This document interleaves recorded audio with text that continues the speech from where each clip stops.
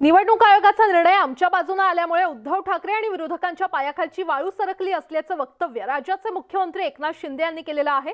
मी दिलेल्या गोष्टी कधी काढत नाही, त्यावर काही बोलणार नाही, मला बोलायला लावू नका, मी बोललो तर अनेकांची अडचण होईल असं वक्तव्य एकनाथ शिंदे यांनी केलंय।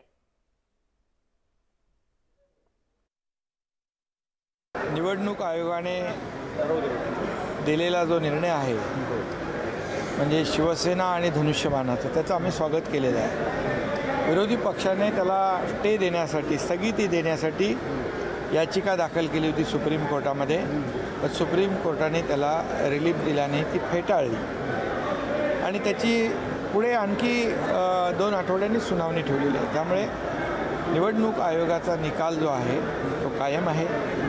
खरी शिवसेना आणि धनुष्यबाण आमच्याकडे आहे, त्यामुळे मी सुप्रीम कोर्टाला देखील धन्यवाद देतो, निवडणूक आयोगाला धन्यवाद। आम्ही घेतलेला निर्णय हा लोकशाहीला धरून आहे, त्याचं समर्थन या महाराष्ट्रातल्या जनतेने दिलेलं आहे। त्यामुळे पायाखालची वाळू सरकली आहे। 6-7 महिन्यात एवढे धडाकेबाज आम्ही निर्णय घेतो आहे, पुढे 1.5-2 वर्षामध्ये आणखी काय होईल याची भीती आणि धास्ती सगळ्यांच्या मनात निर्माण झाली आहे आणि त्यामुळे ते बिथरलेले आहेत, संभ्रम आहे, गोंधळलेली अवस्था आहे।